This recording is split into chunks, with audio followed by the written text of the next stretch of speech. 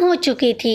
7 वर्षीय विवान अपनी दादी कमला जी के साथ हर शाम को मंदिर जाया करता था। वहां से वापस लौटते समय विवान आसपास बने बाजार को देखकर खुश हो रहा था। इस कारण से उसका ध्यान सामने सड़क पर नहीं था। इतने में वह पत्थर से टकरा कर गिर गया। गिरने से उसके घुटनों पर हल्की फुल्की चोट आ गई। यह देखकर दादी का तो कलेजा ही मुंह को आ गया। उसकी आंखों में से आंसू बहने लगे। अपनी दादी को रोता हुआ देखकर विवान बोला, अरे दादी, आप रोती क्यों हैं? हल्की फुल्की चोट ही तो है। अब ये तो छोटी मोटी बात है, क्योंकि गलती तो मेरी ही थी। मैं ही रोड पर नहीं देख रहा था। विवान की बात सुनकर दादी अपने आंसू पोंछकर हल्के से मुस्कुरा दी, पर अभी भी उनके चेहरे पर घबराहट थी। जैसे तैसे अपनी घबराहट और विवान के साथ वे घर की तरफ रवाना हुई और आखिर वही हुआ जिसका उन्हें डर था। घर में घुसते ही बरामदे में बैठी विवान की मम्मी अर्थात कमला जी की बहू ने जब विवान के घुटनों की तरफ देखा तो उसका गुस्सा 7वें आसमान पर पहुंच गया और वो लगभग चिल्लाते हुए बोली, ये क्या माँ जी, आपने आज भी विवान का कोई ध्यान नहीं रखा। मेरे बच्चे को चोट लगा कर ले आई।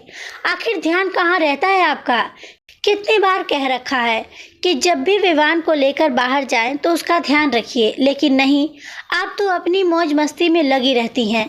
लग गई होंगी जरूर अपने किसी पड़ोसी या दोस्तों के साथ बातचीत करने में।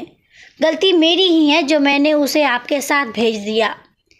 अपनी बहू की बातें सुनकर कमला जी की आंखों में आंसू आ गए। वह इससे पहले कि कुछ कहती, उनकी बहू ने दोबारा चिल्लाना शुरू कर दिया, अब अपने ये झूठे मगरमच्छ के आंसू बहाना बंद कीजिए।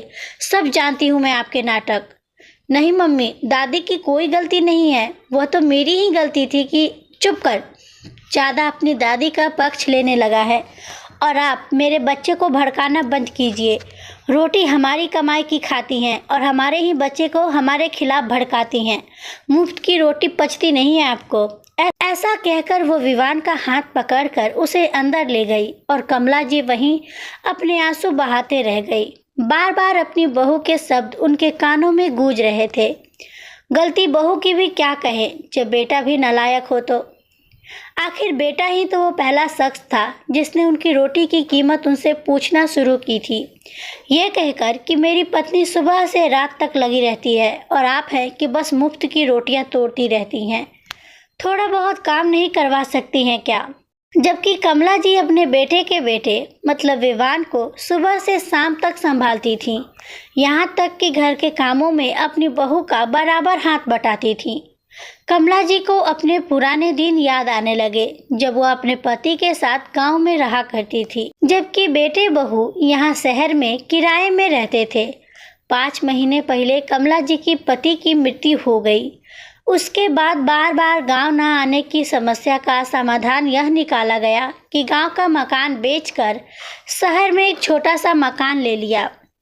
जब कमला जी ने मकान बेचकर शहर में मकान लिया था तब गांव के लोगों ने खूब कहा था कि मकान अपने नाम पर लो, पर उन्होंने ये सोचकर मकान बेटे के नाम पर ले लिया कि उन्हें सिर्फ 2 रोटी ही तो खानी है। अब मकान उनके नाम पर हो या बेटे के नाम पर क्या फ़र्क पड़ता है।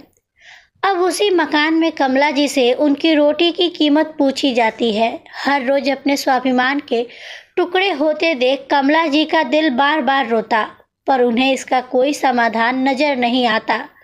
प्रॉपर्टी के नाम पर सिर्फ यह मकान बचा है जो भी बेटे के नाम से ले लिया था। अब उस पर मालिकाना हक कैसे जताए? बस ले देकर पेंशन ही आती है जो भी बेटे बहू रख लेते हैं। पर जब इस बार पेंशन आई तो कमला जी ने उसे अपने बेटे बहू को न देकर अपने पास ही रख ली। इस पर भी बेटे बहू ने काफ़ी बखेड़ा खड़ा किया, पर इस बार कमला जी टूटने को तैयार नहीं थी। माँ, आखिर तुम इस पेंशन का करोगी क्या? घर का सामान डलवाना है, आप चुपचाप से पैसा दे दीजिए। नहीं, इस बार नहीं, बहुत सुन लिया मैंने। घर का राशन मेरे पैसों से आता है और मुझे ही ताने सुनाए जाते हैं कि मैं मुफ्त की रोटी तोड़ती हूँ। बस बहुत हुआ, अब और नहीं। अच्छा, तो अब आप हमारे खिलाफ खड़ी होंगी? हाँ, क्यों नहीं, आखिर मेरा भी स्वाभिमान है। क्या उम्र के साथ स्वाभिमान खत्म हो जाता है? मैं भी देखूं फिर आप इस घर में कैसे रहती हैं। ये घर मेरा है, मैं जब चाहे आपको घर से निकाल सकता हूँ। ऐसा करने की सोचना भी मत, इतनी कमज़ोर भी नहीं हूँ मैं।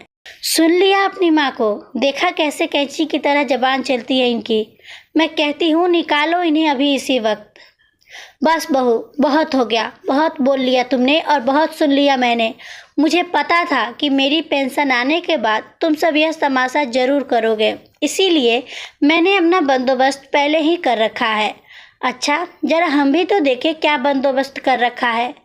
अगर तुम दोनों ने मुझे परेशान किया है तो मैं पुलिस की मदद लूँगी। जाइए, आपको जहाँ जाना है, देखें तो पुलिस भी क्या करती है। आखिरकार जब उनके बेटे बहू ने उन्हें ज़रूरत से ज़्यादा परेशान करने की कोशिश की तो उन्होंने एनजीओ और पुलिस की सहायता ली। आखिरकार एनजीओ और पुलिस की सहायता से कमला जी को मकान में एक कमरा दे दिया गया, जहां वो अपनी पेंशन से अपना भरण पोषण करती और स्वाभिमान के साथ रहती हैं। साथ ही साथ उनके बेटे बहू को ताकीद कर दिया गया कि अगर वो दोबारा उन्हें परेशान करते हुए पाए गए तो उनके खिलाफ एक्शन लिया जाएगा।